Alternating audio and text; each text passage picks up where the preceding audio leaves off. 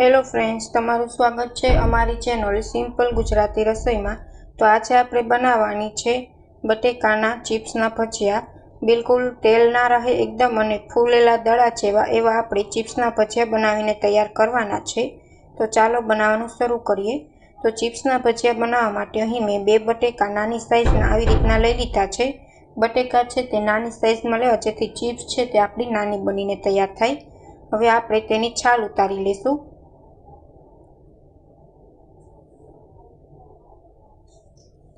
જો તમે મારી આ રીતથી ચિપ્સના ભજીયા બનાવશો ને તો બિલકુલ ભજીયામાં તેલ નહીં રહે અને એકદમ ફૂલીને દડા જેવા આપણા ભજીયા છે તે બનીને તૈયાર થશે।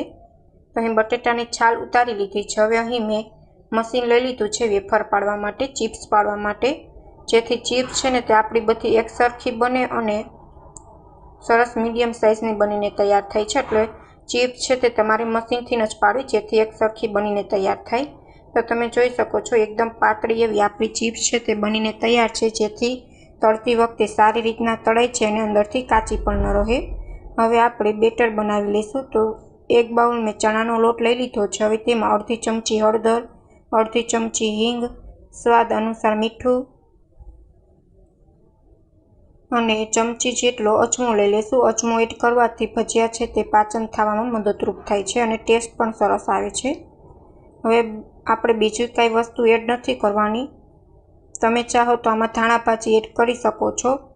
હવે આપણે થોડું થોડું પાણી એડ કરીને બેટરમાં લમ્સ ન રહે તેવી રીતના આપણે બેટર છે તે તૈયાર કરી લેશું।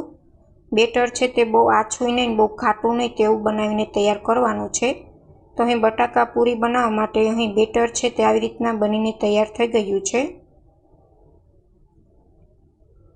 તમે જોઈ શકો છો કન્સિસ્ટન્સી બેટરની આવી રીતના સ્પૂનમાંથી નીચે પડે છે। આવી રીતના બેટર છે જે તો તમે તૈયાર કરશો ને તો તમારા બટેકા પૂરી પણ સરસ બનીને તૈયાર થશે। બેટરનું જ મહત્વ હોય છે। આવી રીતના સ્પૂન પાછળ તમારે ચેક કરી લેવાનું, આટલું ખાટું બેટર રાખવાનું છે। હવે અડધી ચમચી જેટલો બેકિંગ સોડા એડ કરી દીધો છે, તે આપણે બેટરમાં એક્ટિવ કરી લઈશું। હવે તેલ છે તે ગરમ થઈ ગયું છે। હવે આપણે ભજીયા પાડી લઈશું। તેલ છે તે એકદમ હાઈ જ રાખવાનું છે જેથી તમારી બટાકા પૂરીમાં તેલ ન ચડે, કેમ કે ગેસની ફ્લેમ જો મીડિયમ કે લો હોય છે ને તો બટેકામાં છે ને તે તેલ ચડી જતું હોય છે। એટલે આપણે ફ્લેમ છે ને તે હાઈ જ રાખવાની છે।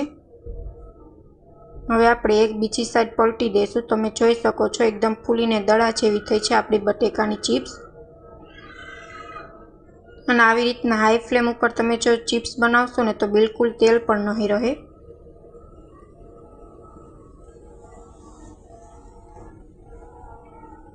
જો તમને અમારી રેસીપી ગમે તો ચેનલને લાઇક કરજો, શેર કરજો અને સબસ્ક્રાઈબ કરજો અને કમેન્ટમાં જરૂર કમેન્ટ કરીને જણાવજો કે તમને અમારી રેસીપી કેવી લાગી।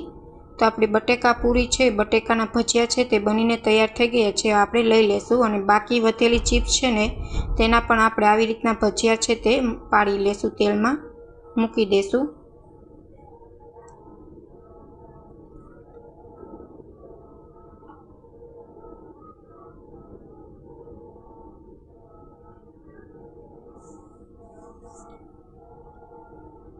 તો અહીં બટેકાના ભજીયા છે તે બનીને તૈયાર થઈ ગયા છે અને તમે જોઈ શકો છો બિલકુલ ભજીયામાં તેલ નથી રહ્યું અને એકદમ ફૂલીને દડા જેવા થયા છે। Thank you for my watching video.